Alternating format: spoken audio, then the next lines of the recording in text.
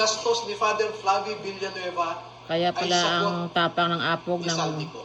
adik na pare na yan. Number 2, dahil December 2023 lang unang pumunta ang ICC investigators sa Pilipinas, ay hindi nakakaduda that the ICC investigators manufactured the existence of ICC jurisdiction in the Philippines because the residual jurisdiction of ICC ended in March of 2019. Yeah. Or 1 year after the Philippines deposited its articles of withdrawal in the United Nations. Number 4, the ICC investigators themselves committed graft and corruption. Holy smoke. Dahil bakit hinayaan nilang lahat ng sasakyan, lahat ng pagkain, lahat ng accommodations nila ay sinagot ng Pilipinas. mga tao na kilala naman nila na kalaban ng kanilang iniimbestigahan. Holy shit. At panglima, ang mandato ng ICC ay di umano protektahan ang human rights Tama. ng mga tao. Pero bakit hindi sila nagbigay o nirespeto ang human rights ng isang tao na kanilang iniimbestigahan sa pamamagitan sana ng pag-imbestiga ng mga ibang tao na hindi pinapadala ni Sunny Trillanes? Mastermind pala si Trillanes, Triring. So yan po ang buod ng kanilang affidavit. At una ko nang ipaalam sa inyo na bago po kami magbigay ng buong kopya sa inyong lahat, ay pahintulutan muna ninyo kami na isumite ito sa Office of the Ombudsman Oh, para makita natin kung umaandar pa ang sistema ng sa gobyerno. Office of the Ombudsman. tama. Dahil isa ang ngayong ombudsman natin na binanggit dito sa affidavit. Hmm? Pangalawa, ay magsusumiti rin kami sa ICC mismo Good. para malaman ng ICC ang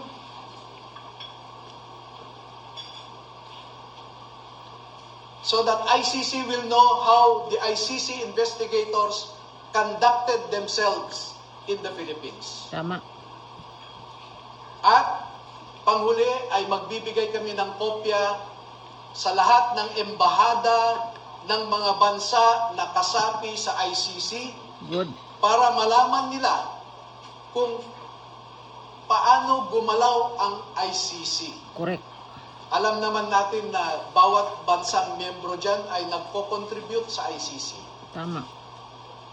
Pero katulad ng kino-contribute nila, ang mga litrato na naipakita ko sa inyo ay makikita ninyo kung saan pumupunta ang ating mga buwis. Tama.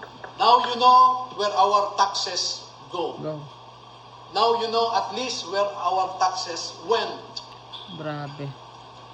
Maraming salamat po at magpapaunlak po kami ng Katanungan. katanungan at kung maaari ay 10 lamang. Kasi alam nyo po, sa ngayon ay meron nang nakaabang sa labas na Tama. handang manakit o manakot sa ating mga sundalo. Jesus. At sa nakalipas na 2 araw lamang ay umigting ang paghahanap ng isang grupo sa kanila Ah, na pinangungunahan di umano ng grabe. isang tinatawag nilang MC. Mo? Initial yon, MC. Hindi ko po alam hanggang ngayon, inaalam ko kung sino yung MC na sinasabi nila. Pero Bangag yan. meron siyang inutusan na nasa gobyerno pa at mataas ang rangko Shit. sa ating kapulisan para ipatupad ang kanilang Plano? Gurguran? gustong mangyari na hindi matuloy ang paglabas ng ating mga kasundaluhan sa katotohanan.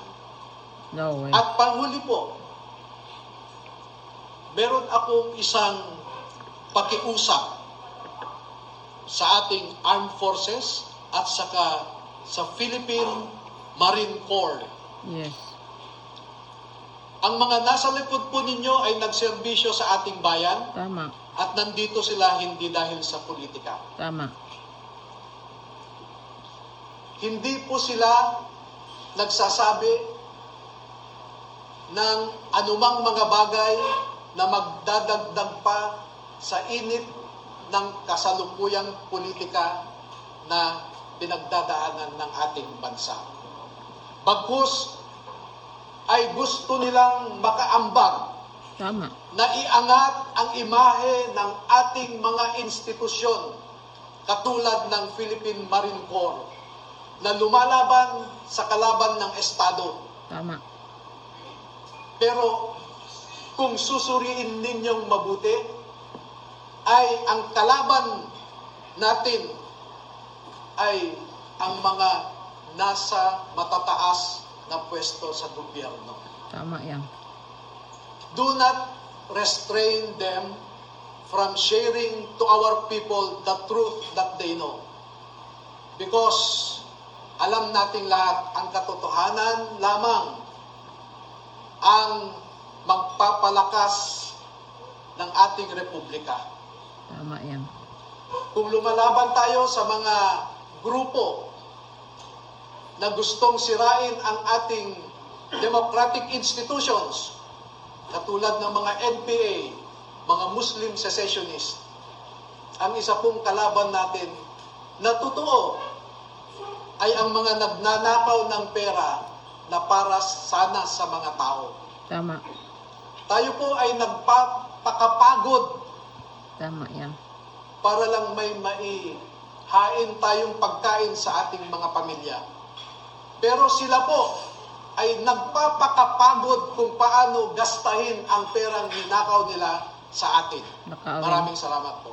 Thank you.